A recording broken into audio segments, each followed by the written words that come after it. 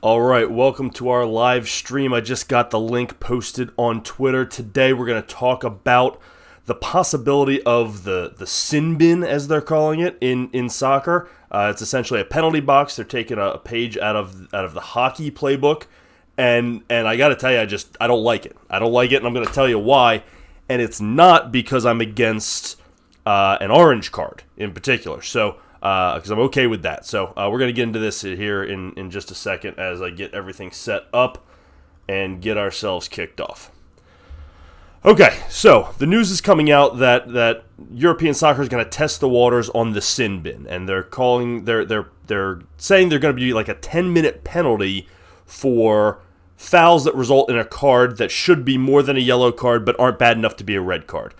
And I agree, as with a lot of things, these changes that are coming in the football world, I agree with them in principle, but not in execution. And that's where I think this is falling here. I agree that there is a need for something in between yellow and red. And I know that's sacrilege for football traditionalists, but the game is evolving. Players are bigger, faster, stronger, they're moving faster. And I'm not sure it was ever a good system. This is one of those, this is how it's always been done, so this is how it's going to be done situations. And that's not typically a good way to go about making rules for a billion-dollar industry. So I'm okay with the concept of an orange card in theory. I do not like the sin bin, the penalty box, the 10-minute coming off and then coming back on philosophy. And I don't have a great reason why other than it interrupts the flow of the game. It feels like a very short penalty, and yet it seems too long at the same time. I don't know how long I was thinking it was going to be, but to come off for 10 minutes and then come back on, you have to wait for substitutions, and I don't love it. I don't think it's that much of a penalty. I don't know. It rubs me the wrong way. What I would like to see, what I think they should do is, you got to remember, the red card is essentially a double penalty, right? Because you are losing the player who committed the foul. He is ejected from the game, but you don't get to replace him. The team then has to play down a man. That's double jeopardy to a certain extent, and that's why it's such a game changer, literally. So what if, for an in-between yellow and red card type penalty, the player who committed the foul still gets ejected like a red card, but the team gets to replace him, so they don't have to play down a man. So you'll lose the guy who committed the infraction still, which makes it severe enough to not do it. And that's one of my fears with the sin bin is you go in too hard, okay, go off for 10 minutes, and then you get to come right back on. To a certain extent, it's like, oh, big deal. And it remains to be seen what will constitute an orange card versus a red card versus a yellow card. But there's not that lasting effect of it. And I guess that's sort of the point, but you could argue there's more of a lasting effect with the yellow card, right? Because you get the second one and you're ejected. And I assume, and I have not seen, I don't know that it's even been decided yet, but I assume 2 orange cards. And they're not even calling it an orange card really for now. That's sort of the colloquialism because you've got yellow and red and it obviously makes orange. But I assume 2 of these fouls would get you ejected from a game, just like 2 yellows. More penalties? Is it more like a longer time off? None of this has been decided yet. I would rather just the player get ejected and the team gets to replace him, assuming they still have substitutions left and they are still allowed to make more substitutions. It's also a way to get more players in the game. We've got these teams that are getting deeper and deeper, and some of the top teams in the world have almost 2 starting 11s in some cases. And so player rotation can be tricky, and it's an opportunity to get extra guys in. So I think there's something to be said for that and for penalizing the player but not the team. And that's sort of the key here is you commit one of these orange card fouls, for lack of a better term, and the team is still penalized greatly. And I think that is the inherent flaw in the yellow card, red card system is, do you want to, the red card is too great a penalty for some of these situations, and the team should not necessarily be penalized. Look at a foul in the box that is definitely a foul, but not enough of a foul that it's worth giving the other team a penalty shot, right? Because it's a complete game changer. You're going to give them a penalty shot. They're almost certainly going to make it. and now you've changed the outcome of the game because of a foul that was, a foul, but not a foul, right? And we saw that in the World Cup with Argentina. There was that's not enough of a foul to give a penalty. And I hate that. If it's a foul, right?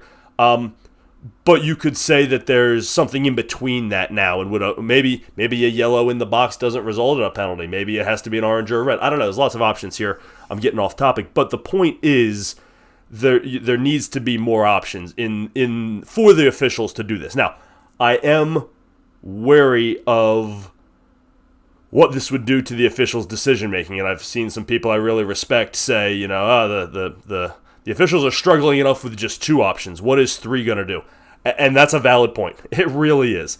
I have additional thoughts on officials that I'm going to put together in a video in the next couple weeks. The entire way the game is officiated needs to change, starting with how many officials there are.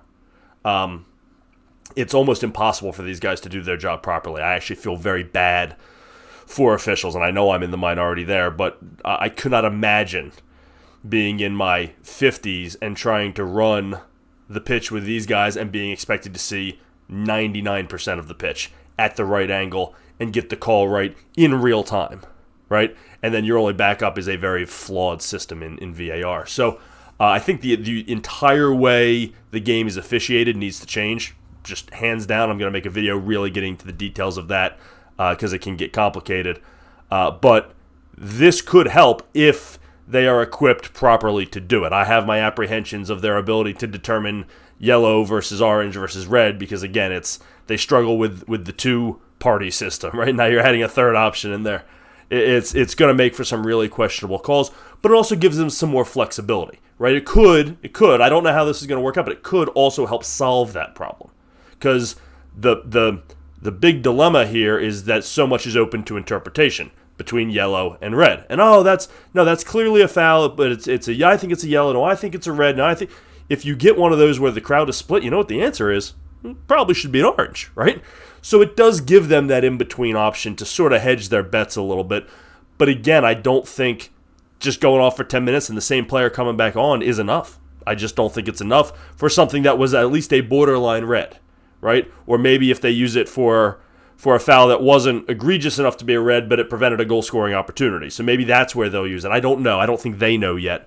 But I think it has good possibilities if done right, but I don't think the sin bin is the way to do it. I don't like the concept of a player going off and coming back on. That seems to fundamentally change the game. Players getting ejected mid-game, that's been around forever. Players being subbed off, that's been around forever. Players going off and coming back on, that's new.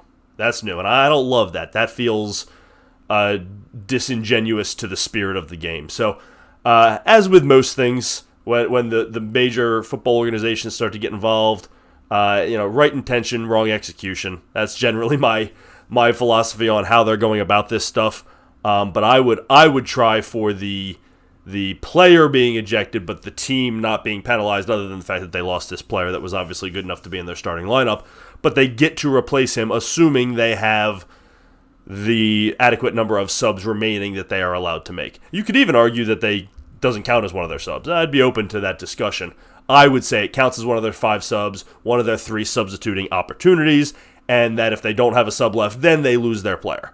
Right? So once you've used all your subs up, players have to play with a little more caution, right? Because now an orange becomes essentially a red. Player still gets kicked off.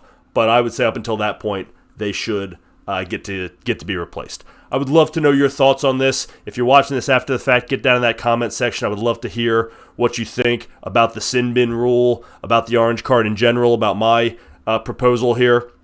There's a lot of unique possibilities, but for me, it's always about keeping the spirit of the game alive, and I just don't like the player leaving and coming back in. I don't think it goes with the proper spirit of the game. So that's my opinion. If you like the channel, go ahead and hit that follow and subscribe button for me. And of course, you can follow us on Twitter at PitchsidePub. Thanks for joining us as always here at Pints and Punditry at